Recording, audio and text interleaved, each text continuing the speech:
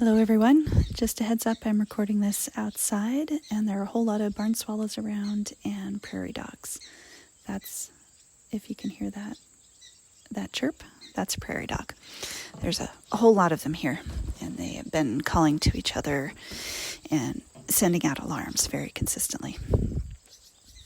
Okay, they're good company. A culture of domination cannot tolerate stories. In the third book of C.S. Lewis's Chronicles of Narnia series, Voyage of the Dawn Treader, there's a scene that has stuck with me as a good lesson for many times and circumstances, but especially those that require adaptability when facing great change. In the book, Eustace, a self-entitled and unpleasant cousin of two of the main characters, has been pulled into Narnia along with them, tumbling from our world onto Prince Caspian's ship, Dawn Treader. He is having a miserable time. One day, as the ship's crew is exploring an island, Eustace wanders off and finds himself in a dragon's cave.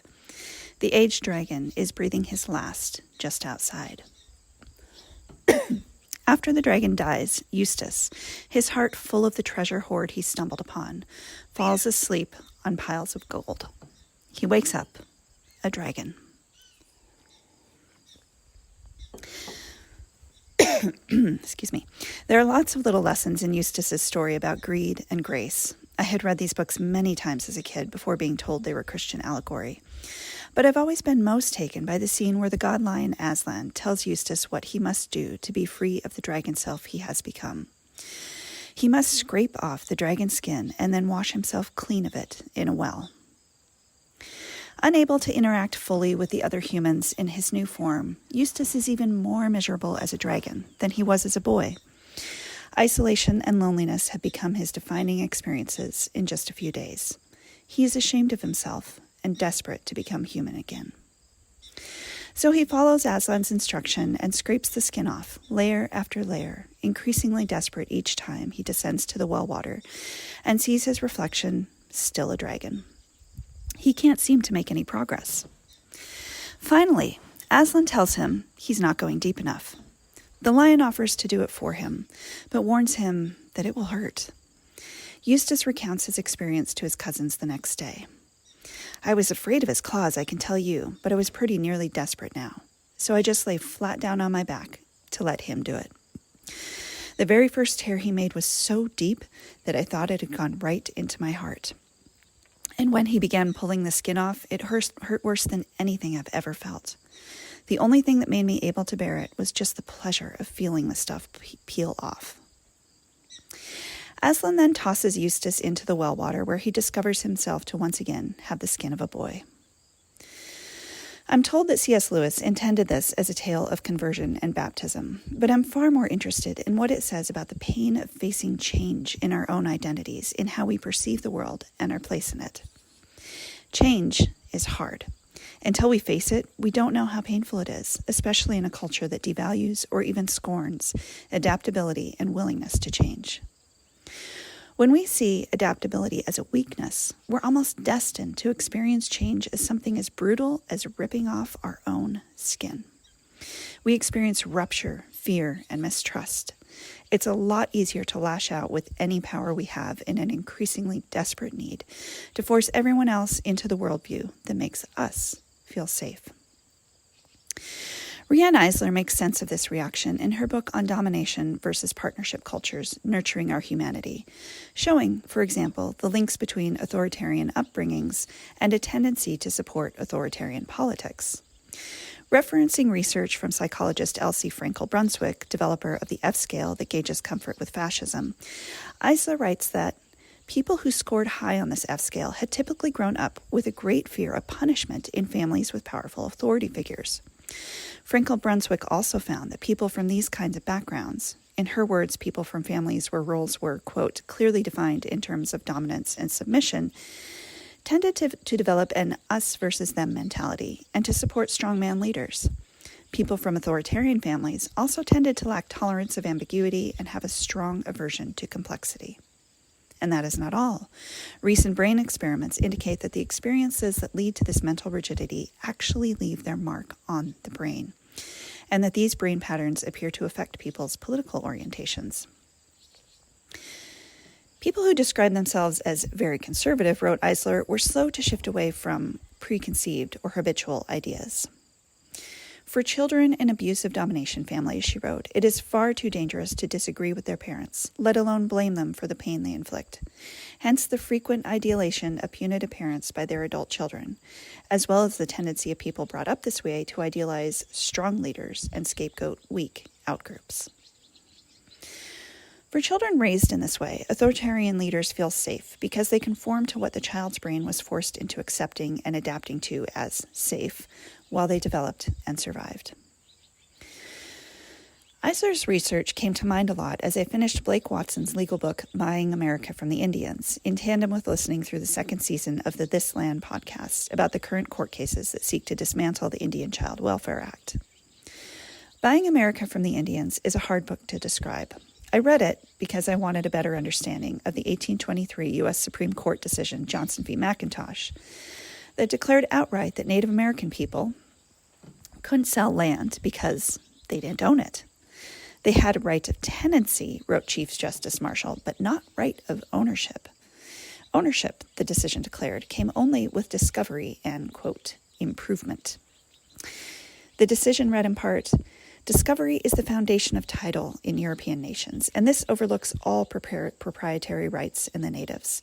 The sovereignty and eminent domain thus acquired necessarily precludes the idea of any other sovereignty existing within the same limits. The law of every dominion affects all persons and properties situate within it. And the Indians never had any idea of personal individual property in lands. It cannot be said that the lands conveyed were disjoined from their dominion because the grantees could not take the sovereignty and eminent domain to themselves. Untangle that if you can.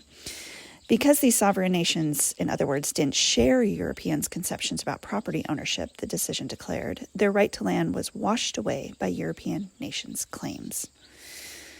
The crucial part of the decision reads, they were admitted to be the rightful occupants of the soil with a legal as well as just claim to retain possession of it and to use it according to their own discretion, but their rights to complete sovereignty as independent nations were necessarily diminished, and their power to dispose of the soil at their own will to whomsoever they pleased was denied by the original fundamental principle that discovery gave exclusive title to those who made it.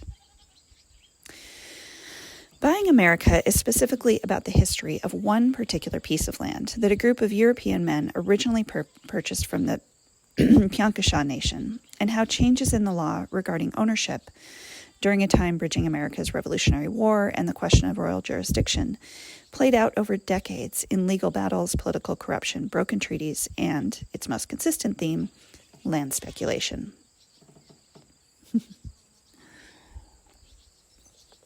To mention the goats. Goats and chickens. One of the more interesting things about the early part of the book is how many legal arguments, as far back as the earliest settler invaders, made the case that, of course, Native people owned the land they lived on. To assume otherwise, these authors of early pre-America said, was nonsensical. Watson includes extensive discourse on this evidence over several chapters before even getting to the Revolutionary War. These settler invaders couldn't conceive of a system where people didn't own land, but instead lived in relationship with it. But they likewise didn't believe that they had an automatic right to claim it simply by appearing. Unfortunately, as shown by the fact that Johnson v. McIntosh enshrined the doctrine of discovery, the 1493 papal bull that gave Catholic nations the right to own any land they came across and its resources, including people, as long as they were non-Christian, into U.S. law in 1823, and it is still enforced to this day. Those early arguments remain mostly the knowledge of historians like Watson.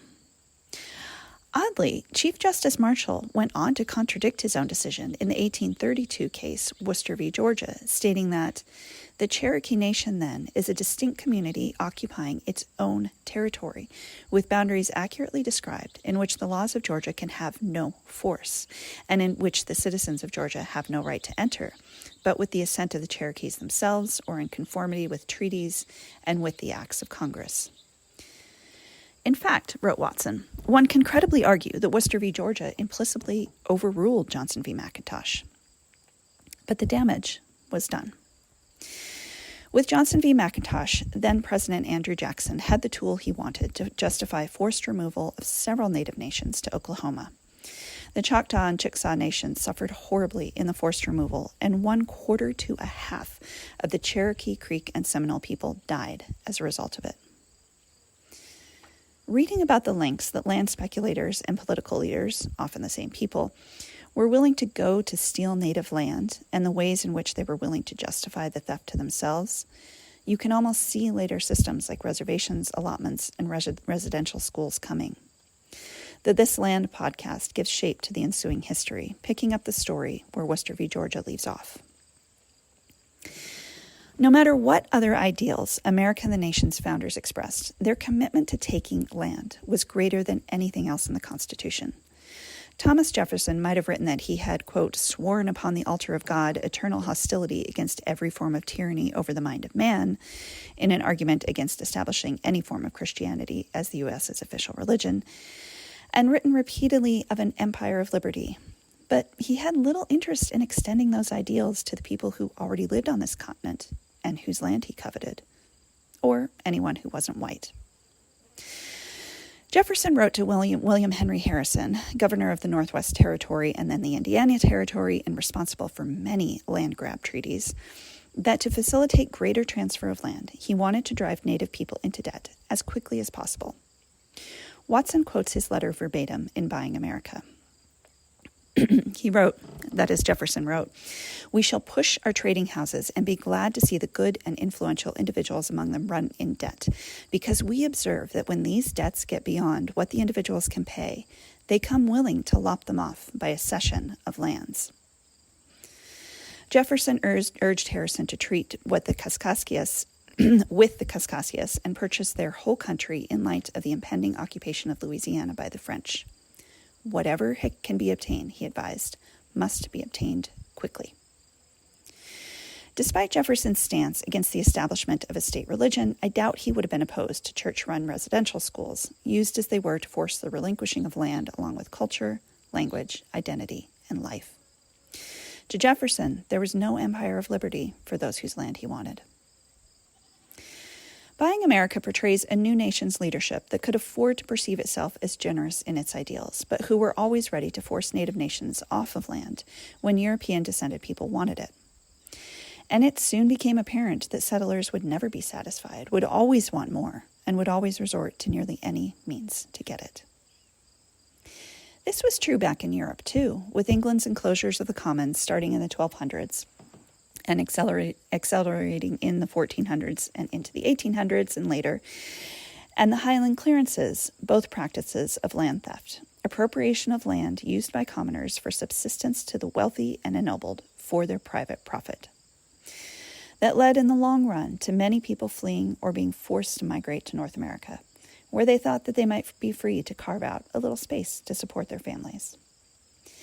But they brought the exclusionary land ownership mindset with them, both the entitlement of the wealthy to hoard as much land as they could, beginning with people like George Washington and many others who dove into land speculation on a massive scale right from the beginning, and its consequence, the terror of scarcity that had defined most Europeans' lives for generation beyond count. Some part of their minds must have told Europeans that if they could just get their hands on the land that North Americans lived on so freely, then they too could finally be free.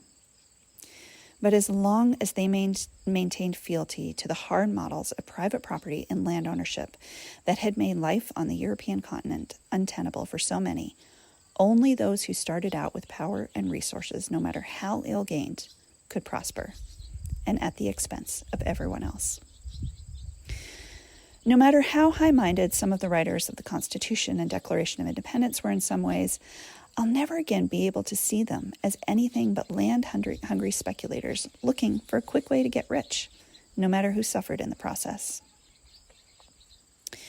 One of the disconcerting things about learning history through the stories of more ordinary people, rather than what Patrick Wyman and others term the great man theory of history, is first of all coming to terms with knowing that there have never been accepted narratives of how things should be, even within a dominant culture. Otherwise, you wouldn't have revolutions and peasants' rebellions and fights for human rights. and facing the consistency with which humans can be either shitty or decent throughout that history. The difficulty of coming to terms with this truth for many Americans is real. Christopher Columbus was nothing more than a replacement level, Wyman again, merchant in debt. But those whose identities are bound up in seeing him as a bold explorer and discoverer, and George Washington and Thomas Jefferson et al. As noble patriots, find the teaching of such realities deeply offensive. When your identity is so fundamentally bound up in seeing the world in one particular way, any facts that undermine that worldview feel like an attack. Yuval Noah Harari put it succinctly in 21 Lessons for the 21st Century.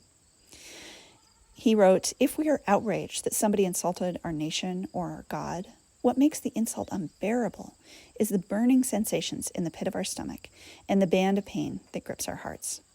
Our nation feels nothing, but our body really hurts." Buying America from the Indians unpacks a tremendous history with a rotting injustice at its heart. That 1823 court decision and the doctrine of discovery centuries before wrapped the right to steal from and inflict horror on people within civilized-sounding legalese. Until the precepts behind these legal precedents are cracked open and dismantled, those injustices will continue to eat away at any pretense our societies have to being civilized. Rescinding the doctrine of discovery and all that has followed from it would be a momentous start. We just have to be willing to see it for the unwanted dragon skin it is and be ready to adapt to its absence. In 1998, Matthew Fletcher, then a law student at the University of Michigan and now its director of Indigenous Law and Policy Center and judge for several Native nations, published a paper on what it was like to learn about Johnson v. McIntosh as a law student and a member of the Grantiverse Band of Ottawa and Chippewa Indians. How pivotal the case is, how much it still affects, and how briefly it's dwelled on when the stories it hides are so enormous. He wrote, "The 20-minute talk about Johnson v. McIntosh lasts only about 10 seconds in the weird temporal scene in Hutchins Hall. Before it sunk in, the professor began talking about the property issues of fox hunting. I wanted to raise my hand, but what would I say? The story was told. It was over. The wheels had been greased over time to make the story move so effortlessly.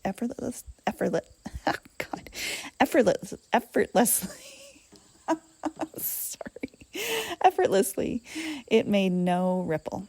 No one will argue with it. No discussion. No dissent. The story is huge. I cannot emphasize that enough. The story's many strands and fibers contain the fate of 10 million or 20 million or maybe even 100 million people living in this land before the Vikings or Columbus arrived. Now imagine how many stories we all have. Stories that shape us, define us, restrict us, lead us, teach us, and evolve with us. I have so many, I cannot keep track of them. And I always want more stories.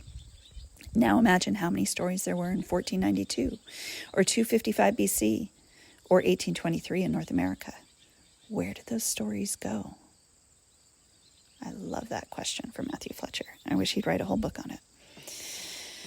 A culture of domination requires control to function. It requires absence of nuance and knowledge. It requires that its hearers accept a shared narrative of history that casts the dominant culture in the best light. A narrative that becomes so powerful that millions find questioning it too painful to contemplate. It doesn't just want to keep Eustace within the body of the dragon, collecting gold and slowly dying of loneliness. It wants to erase any desire he ever had to be free of it. Keeping the real stories alive, reopening them and reframing history, no matter how painful the process to some, is the only way to ensure it doesn't win. These prairie dogs. I could watch them all day. I did yesterday, most of the day. Just read a book and watched prairie dogs. They're awesome. All right. Thank you for being here. Take care of yourselves.